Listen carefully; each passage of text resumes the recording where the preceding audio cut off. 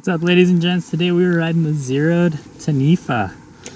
This is an interesting bike because it uses a gearbox, as you can see here, made by Pinion, which allows it to shift without a derailleur. The way that you shift is via this grip shift right here. Just by going like this, I'm actually shifting. And all of that happens inside of the gearbox down here. Now, one of the really cool things about this is you can shift while you're stationary, while you're coasting, without needing to pedal. So what that allows you to do is to shift into a gear that's maybe ideal for the next section when normally you wouldn't be able to shift, or you'd be chunking a bunch of gears. For instance, when you come down a really steep hill and then you want to go straight back up another one, you can just dump a ton of gears and boom, you're ready to roll. So let's give this thing a rip.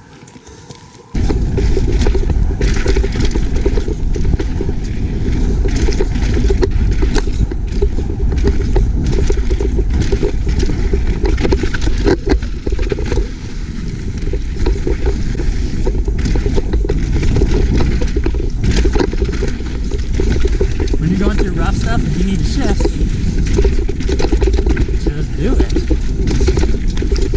At the end of this straightaway, I know there's a pretty sharp corner. I'd like to get a different gear for it. I'm going to rotate that guy forward. Didn't have to pedal through those rocks.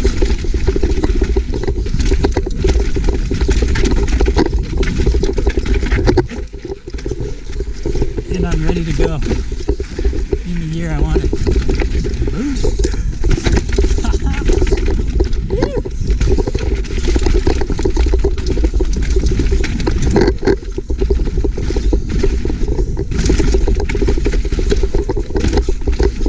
Even through all that chunk, the bike remains quiet.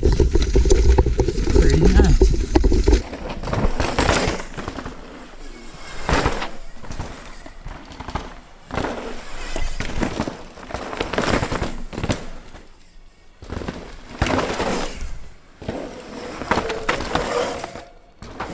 Because there's no cassette back here and there's no derailleur, there's a lot less weight back there. And what that does is it gives the bike better suspension than if it had a whole bunch of stuff back there, because it's not having to control it going up and down.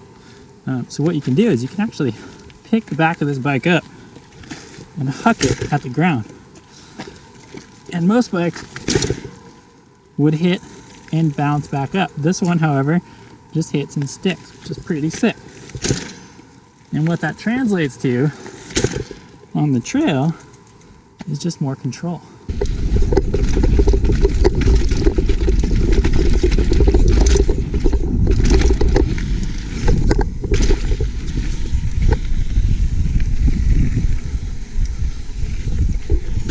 Yeehaw. One thing that's pretty cool about this gearbox system is a lot of wide range cassettes get a lot of play about how much range they have. Everybody's talking like 500%, 420%, whatever it is. Well, this bad boy has 600%. So that means that we can go from spinning to our heart's content on some steep stuff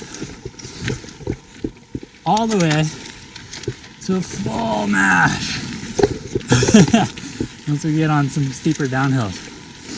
And the scope shift can be set up one of two ways. We currently have it set up so that you can rotate it backward and the gear gets harder to pedal. Push forward, it gets easier for when you're climbing. I prefer it that way just because I have a moto background. It does come default the opposite of that. And the way that you switch that is by swapping out these two cables, just changing the direction of the shift. On a gearbox, if you have tension on the pedals, say you're pedaling up a hill or whatever it is, you can't actually shift. It won't allow you to shift one way or the other. So right now I have pressure on this pedal down here. As soon as I let off, I can shift as much as I want and as far as I want. Now this presents some interesting challenges when you're climbing up a hill and you need to shift. So what do? You have to get a little bit of speed and you have to essentially kind of soft pedal to be able to get those shifts in. So we've got a hill in front of us right now. We're rolling to this guy. And I'm in a hard gear right now. And I'm trying to shift. And it's not letting me, so now I'm standing up.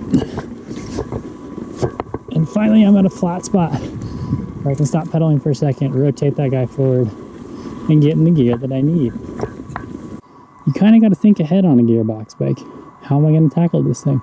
Because you're not always able to shift when you need to. So what I like to do is just spin to win. So I'm going to come in, get in the gear that I want from the bottom of the climb, and just stick with it the whole way. Occasionally you can dump a couple of gears, whatever you need to do. But you really got to time those shifts to match the terrain. Where that becomes troublesome is if you have a long, continuous uphill, kind of the unrelenting uphills, where you're not able to shift, you're not able to let go of the pedals for a moment. It can get a little awkward. Now, because of the spin to win technique that you're almost forced into using on this bike, oftentimes, you're just a bit slower than the rest of the crew while you're climbing. At least I am. Which, because of your odd shift points and your change of pace from the typical bike, can be a hassle for the people riding behind you. Dump this guy in harder gear, and it's game on.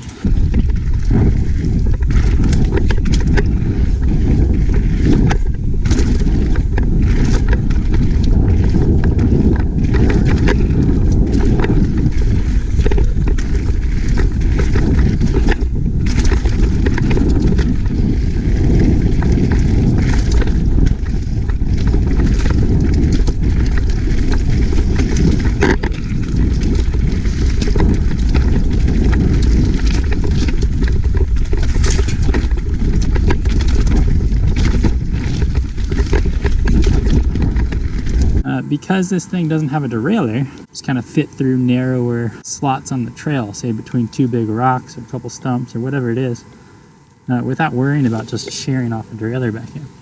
There is a tensioner. Now it's pretty protected, but it's pretty much in line with the back tire here, so that's what's going to hit first.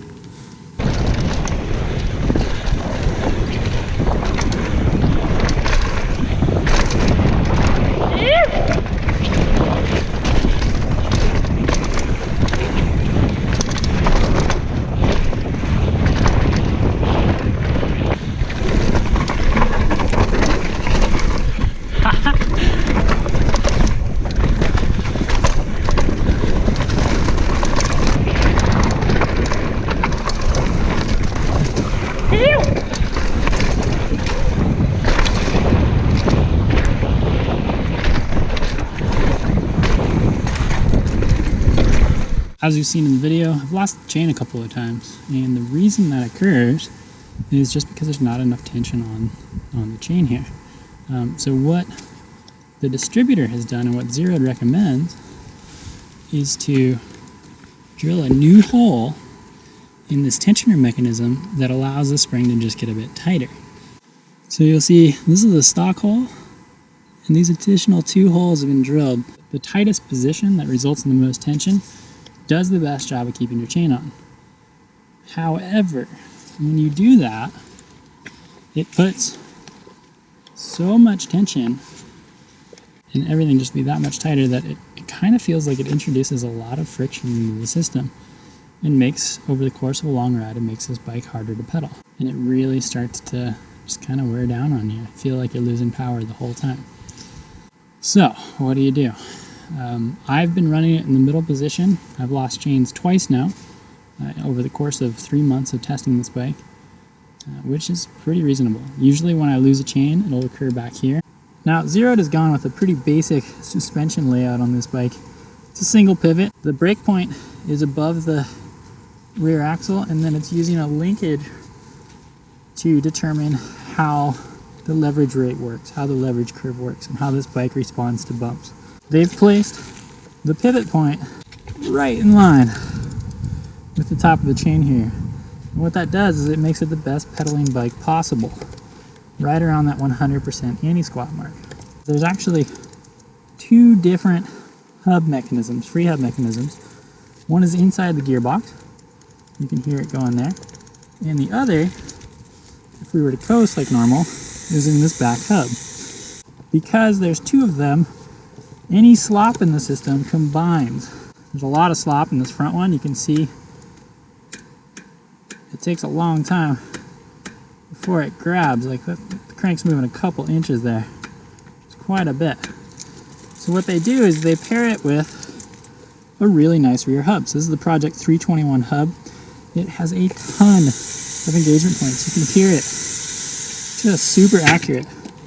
And the reason they do that is to minimize the effect of this. Now, this is less annoying than I thought it would be. In technical terrain, I thought, oh, for sure, it's just going to be awkward and clunky as I'm going up and over stuff. And that's not really the case.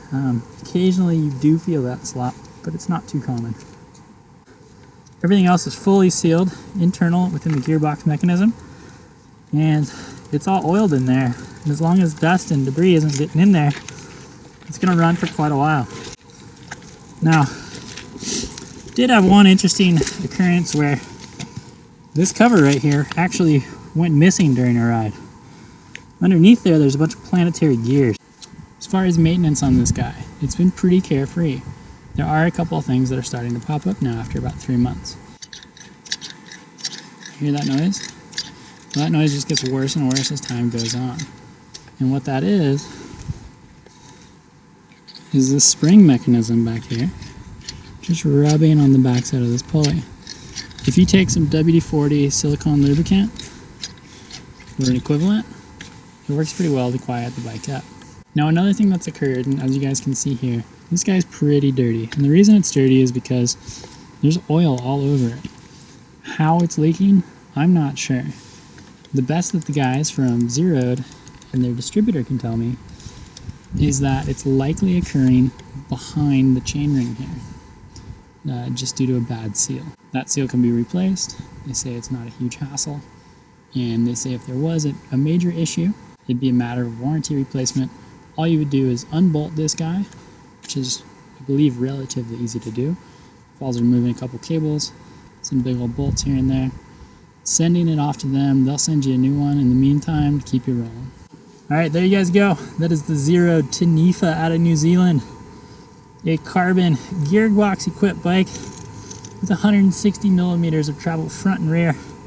This thing's ready to fly down some serious trails, and it's a pretty unique one. If you're looking to set yourself apart from the crowd, if you live somewhere that's super muddy and you don't want to have to deal with constant drivetrain maintenance, this is a good option. You live somewhere like Phoenix where there's a lot of rocks to take out a rear derailleur. If you do that a lot, again, a good option. If you value rear suspension performance, this one does pretty well, and it's because it has less unsprung weight.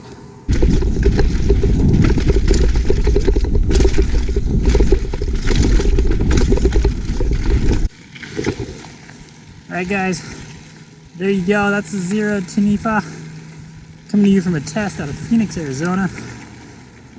Hope you guys enjoyed the review. Be sure to visit vitalmtb.com for a more in-depth look at this machine. Peace!